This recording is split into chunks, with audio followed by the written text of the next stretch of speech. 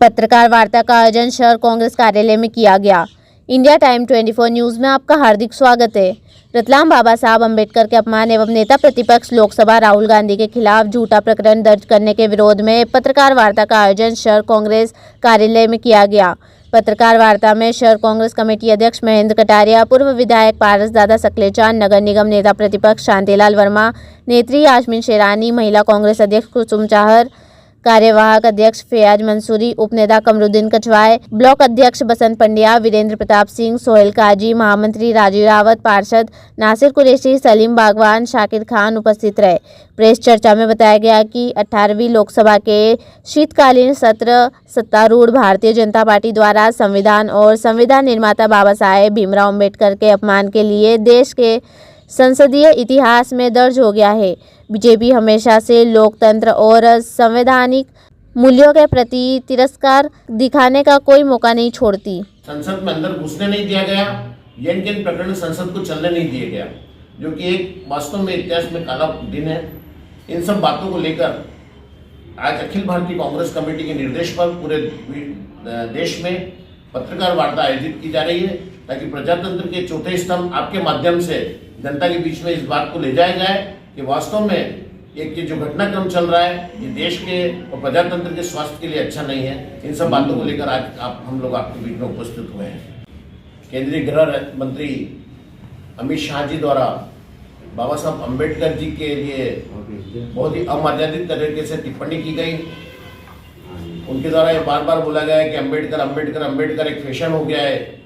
अगर इतनी बार नाम भगवान का लेते तो स्वर्ग प्राप्ति हो जाती। इस प्रकार की कई अमर्यादित टिप्पणी आपके द्वारा की गई, जो वास्तव में अशोभनीय है और भारत के संसद के इतिहास में वास्तव में बहुत ही एक दुर्भावनापूर्ण कार्य किया गया है।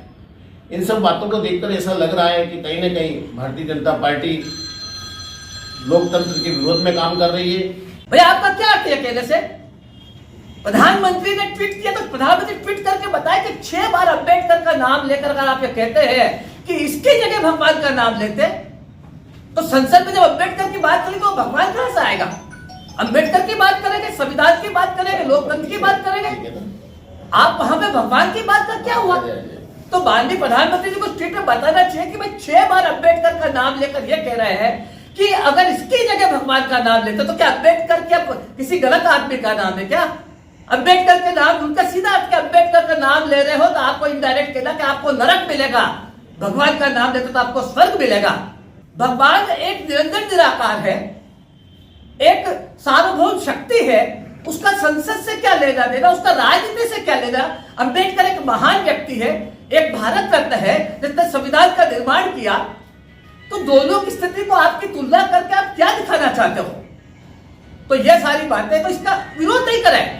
आप कुछ भी बोल दे किसी के बारे में, नेहरू के बारे में कुछ बोल दे, गांधी के बारे में कुछ बोल दे, इंदिरा जी के बारे में कुछ बोल दे, तो क्या भगवान हो गए क्या आप? क्या आपकी जो भी बात हम सुने और आपका विरोध नहीं करें? और विरोध करें तो आप हमारा रास्ता रोक ले, हमें संसद में नहीं जाने दें, हमें लाठियों से मारने की कोशिश करें, महिलाओं के साथ अभद्र व्यवहार करें, प्रियंका गांधी को धक्का दे, खड़गे जी के कपड़े खींचे और ऊपर से हम पे प्रकरण दर्ज कराए। तो हम इस बात की सब निंदा करते हैं और कांग्रेस ने घोषणा करती है कि इस परंपरा का अंतिम दिन तक विरोध किया जाएगा, चाहे एक कांग्रेसी को अपने प्राणों का भी बलिदान क्यों नहीं करना पड़े। हम कभी भी देश के संविधान को, लोकतंत्र को खत्म नहीं होने देंगे। और इस देश का संविधान अगर खत्म करना हुआ तो हमारी लाशों पे से कांग्रेस की लाशों पे से भाजपा को जाना पड़ेगा। धन्यवाद। कोई बहुत बड़ी मांग नहीं थी।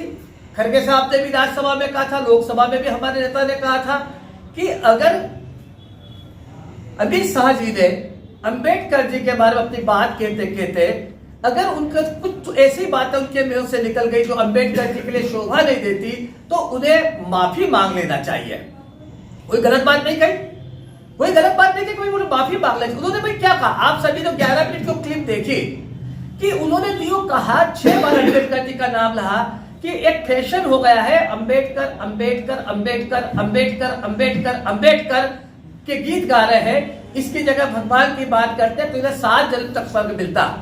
तो ये एक अपमानजनक भाषा है। इससे साफ लगता है, इसके इसको दूसरे अर्थ में देखें कि इसकी जगह भगवान का नाम लेते तो स्वर्ग मिलता। तो उनका इनडायरेक्ट ये कहला कि अंबेडकर का नाम आप ले रहे हो तो आपको नरक जाना पड़ेगा। नेता प्रतिपक्ष संसद के जो एक बहुत ही गरिमामय पद होता है संविधान और लोकतंत्र के मान से, उस पर बिना किसी प्रमाण के, बिना किसी ठोस गवाह के विभिन्न 6 धाराओं में प्रकरण दर्ज करना, जिसमें हत्या का प्रयास जैसा 109 बीएनएस की एक महत्वपूर्ण धारा भी हो, लगाना, मैं सोचता हूं कि एक बहुत ही शर्मनाक घटना है।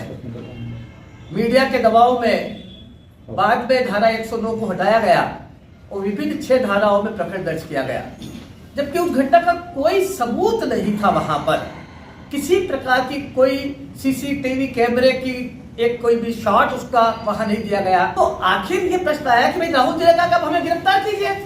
जब आप हम पे 109 लगाई है, हत्या का प्रयास की धारा लगाई है जिसमें आजन्म कारावास की सजा है, तो आप हमें गिरफ्तार कीजिए। और उसके बाद उन्होंने 109 धारा हटाया और विभिन्न 6 धारा लगाई, जिसके अंदर एक 109 है, भारतीय न्याय संहिता की 109 है जिसमें 7 साल की सजा है, 115 है स्वेच्छा से गंभीर चोट पहुंचाना, 117 है, 125 है, 151 है, 351 है, 25 है।